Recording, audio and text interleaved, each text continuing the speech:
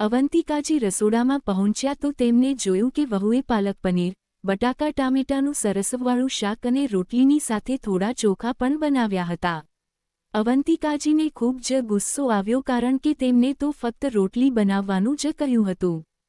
તે બરાડતા બોલ્યા, અરે ઓ મહારાણી, આ રાત્રે ચોખા કેમ બનાવ્યા છે? તે કોમલની સાસુ અવંતિકાજી તેને વળતા બોલ્યા. સાસુની વાત સાંભળીને કોમલ ધીમેથી બોલી, મમ્મીજી, મને ચોખા ખાવાનું મન થયું હતું એટલે મેં બનાવી લીધા. બપોરે પણ મેં ચોખા ન હોતા ખાધા. સવારની રોટલીઓ વધી ગઈ હતી તો તમે કહ્યું હતું કે તારા માટે ચોખા ન બનાવતી, રોટલી જ ખાઈ લેજે. મને દિવસમાં એકવાર તો ચોખા જોઈએ જ એટલે મેં વિચાર્યું કે રાત્રે મારા માટે થોડા ગરમાગરમ ચોખા બનાવી લઉં. તમે લોકો તો રાત્રે ચોખા ખાતા નથી એટલે મેં થોડાક જ બનાવ્યા છે. અવંતિકાજી તેને ધમકાવતા કહેવા લાગ્યા, આ ઘર મારું છે, આ ઘરમાં ક્યારે શું બનશે એ જોવાનું કામ અત્યારે મારું છે. અરે જ્યાં સુધી મારી સાસુ જીવતા હતા ત્યાં સુધી તેમણે મને એક પણ એવો અહેસાસ નહોતો થવા દીધો કે આ ઘર મારું છે. હવે સાસુના મૃત્યુ પછી આ ઘર મારું થયું છે તો હું તો આ ઘર પર રાજ કરીશ. હવે પછી મને પૂછ્યા વગર તું કંઈ પણ રાંધતી નહીં. આટલું કહીને તે ગુસ્સામાં પગ પછાડતા રસોડાની બહાર નીકળી ગયા. કોમલ નવાઈ પામીને તેમને જતા જોઈ રહી. કોમલના લગ્નને 4 મહિના થયા હતા. તેની સાસુ વાતમાં તેને એવું જતાવતા રહેતા કે આ ઘર તેમનું છે, વહુનું નથી. કોમલ વિચારતી કે અત્યારે તો હું નવી આવી છું, ધીરે ધીરે આ ઘરમાં મારું સ્થાન બનાવી લઈશ. પણ તેની સાસુ તો સુધરવાનું નામ જ ન હોતા લેતા. કોમલ કોઈ પણ કામ પોતાની મરજીથી ન હોતી કરી શકતી. તેની સાસુ તેને મેણા મારવા લાગતા, આ ઘર મારું છે તો બધું કામ મારી મરજી મુજબ જ થશે. કોમલ ધીરે ધીરે ખૂબ ઉદાસ રહેવા લાગી હતી. જોકે તેનો પતિ વિરેન્દ્ર તેને ખૂબ પ્રેમ કરતો હતો એટલે પતિના સાનિધ્યમાં તે થોડી પળો માટે પોતાની મુશ્કેલીઓ ભૂલી જતી. તે પોતાના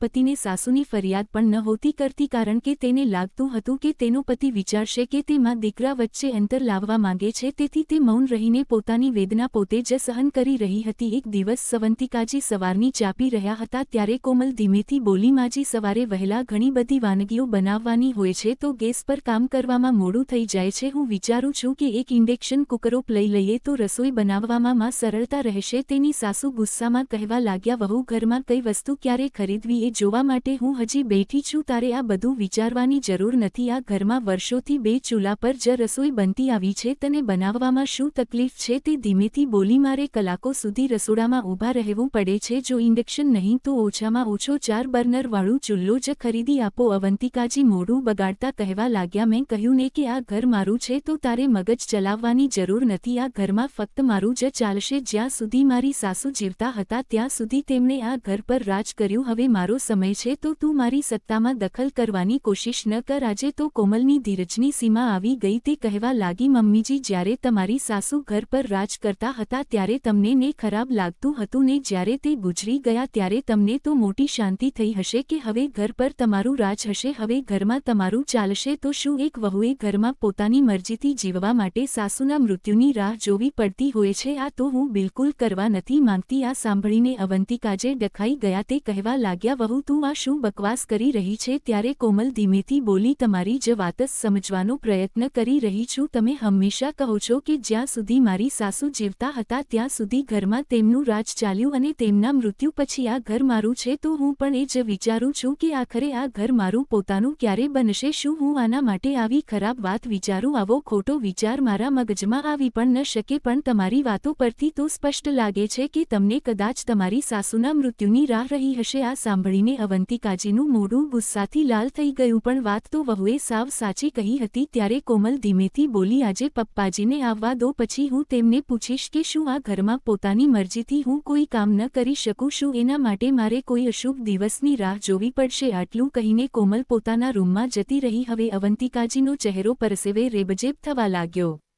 તે વિચારવા લાગ્યા કે ઘરના પુરુષોને તો ખબર નથી કે હું કઈ રીતે વહુ પર રાજ કરવાની કોશિશ કરું છું. જો તેમને ખબર પડી જશે તો આ ઘરમાં મારી કોઈ ઇજ્જત નહીં રહે. વળી તેમને કેટલી વાર પોતાના પતિને વાતો કરતા સાંભળ્યા હતા. તે હંમેશા એવી સ્ત્રીઓને વળતા હતા જે પોતાની વહુને હેરાન કરતી હોય અને આજે તે પોતે પણ પોતાની વહુ સાથે એવું જ કરી રહ્યા હતા. અવંતિકાજી ધડામ દઈને સોફા પર બેસી ગયા. તેમને લાગવા માંડ્યું કે એક સમયે મારી સાસુએ પણ મારી પર આવી જ રીતે રાજ કરવાની કોશિશ કરી હતી અને મને કેટલી ગુંગળામણ થતી હતી અને આજે હું વહુ પાસે એ વાતનો બદલો લઈ રહી હતી. પણ એમાં વહુનું શું વાંક? ઉપરથી મારું જ નામ ખરાબ થઈ રહ્યું છે, અને જો ખરેખર વહુના મનમાં મારા માટે કડવાશ આવી ગઈ તો શું તે પણ મારા મૃત્યુની રાહ જોશે? આવું વિચારીને જ તેમનું મન ધ્રુજી ઉઠ્યું અને તેમનું હૃદય ભરાઈ આવ્યું. તે વિચારવા લાગ્યા કે એવા ઘર પર રાજ કરવાનો શું ફાયદો કે ઘરના સભ્યોએ કોઈ વ્યક્તિના જવાની રાહ જોવી પડે? વિચારતા વિચારતા તેમની આંખો ભીમી થઈ ગઈ. તેમને મનમાં ને મનમાં એક નિર્ણય લીધો અને ઊભા થયા. તે વહુના રૂમમાં પહોંચ્યા તો કોમલ ઉદાસ મને બારીની બહાર જોઈ રહી હતી. તેમણે તેની પાસે જઈને ધીમેથી તેના ખભા પર હાથ મૂકતા કહ્યું, કોમલ, મારી વાત સાંભળ. અવંતિકાજીના અવાજમાં આ વખતે પહેલા જેવી કડકાઈ ન હતી, ગભરામણ સ્પષ્ટ દેખાતી હતી.